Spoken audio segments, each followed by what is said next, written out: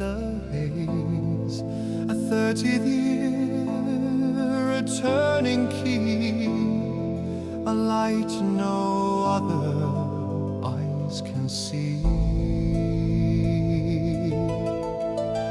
Within their hearts, the aura guides. Love is what Deity provides. Her radiance, a gift bestowed. 33 young people departed Estolia as a result of the slaying of Patriciala and Apollyon, descendants of Amador and Dumaine, Aldrin and Estrella, Delmont and Caudle. They were those who felt that the virtue demanded by Deity was outdated, outmoded, and unrealistic.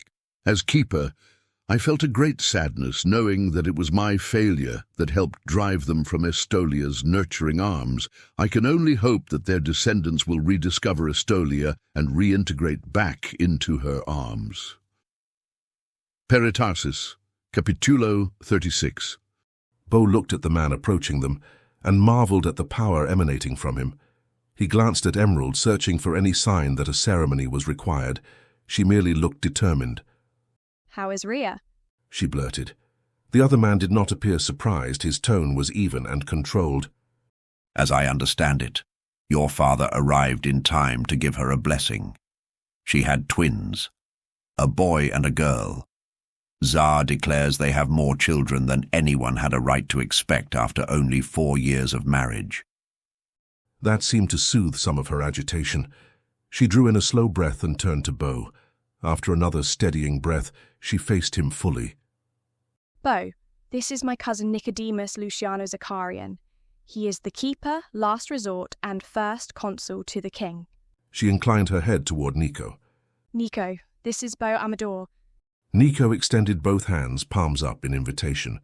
Bo hesitated a moment, then tentatively placed his hands in Nico's.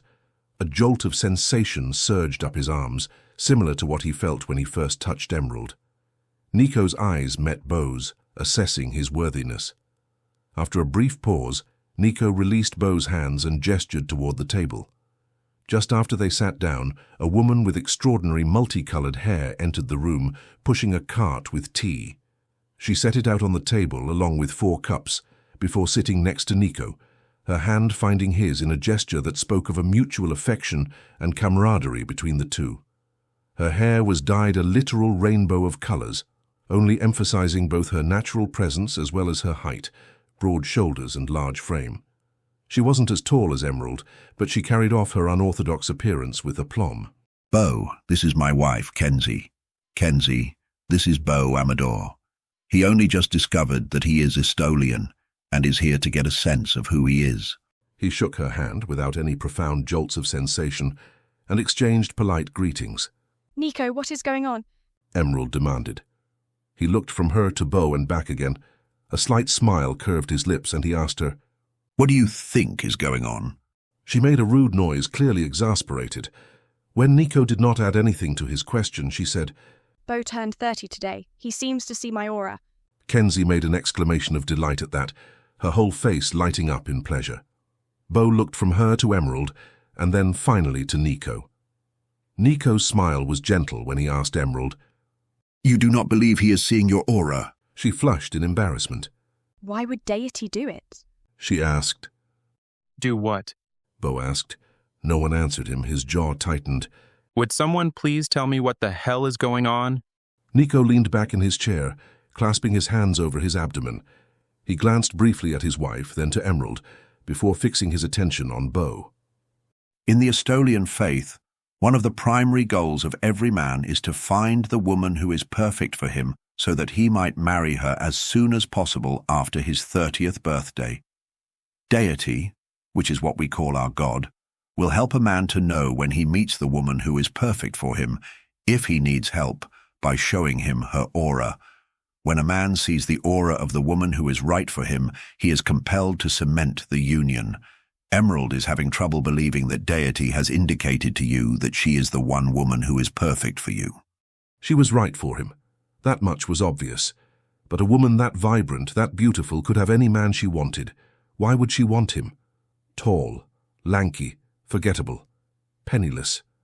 No prospects beyond working for her uncle. Heat crept up his neck. The room felt tighter. I'm sorry, Emerald. The words cost him more than he expected.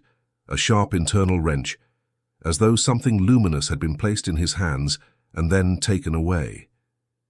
If she did not want him, he would not force himself where he was not wanted. So, you do not see my aura? She asked. That threw him. He looked from Nico, who was still sitting back in his chair, allowing the drama to play out, to Emerald, before saying, You look like all the peace of the world, diffused into pure form, shining out brightly like a million stars. If that is an aura, I see it. I don't think I've ever wanted anything more in my life than to claim you for my own. I know that there's a lot I don't understand. I'm very sorry if it means you're forced to be with me. I'll leave if you want me to. I imagine you expected a handsome, rich, influential man to see your aura and claim you. Not someone like me, penniless, homeless, jobless, not to mention tall, geeky, and gawky. She snorted. Why would any handsome, rich, influential man want me? Was she testing him?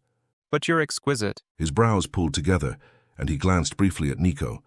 Had he missed something obvious? Surely you expected to find a man who at least came close to you in looks, someone as beautiful as you are. She did not answer. Words were easy when he was dealing with business and community leaders. Now, when it mattered, he felt painfully inarticulate. He was standing on a precipice. One wrong word, and he could lose this chance at heaven on earth with Emerald. The right ones might open the future he could almost see. But the words would not line up. He dragged a hand through his hair. His lack of eloquence was costing him everything. Nico leaned forward and said to Bo, If you had only two choices, one was to marry Emerald tonight and the other was to never marry her, which would you choose? His eyes met hers. I would marry Emerald the instant I could get her to agree. I certainly would not say no to her. Why? He asked. Because she's the most beautiful woman I've ever known, and the thought of having her as mine permanently kindles my imagination. I feel unworthy of her because I'm being superficial, wanting her in my life permanently based on surface impressions. But I want to spend my life getting to know her. Nico turned to Emerald and said, What about you, Emerald? I promise you that your father did not set this up.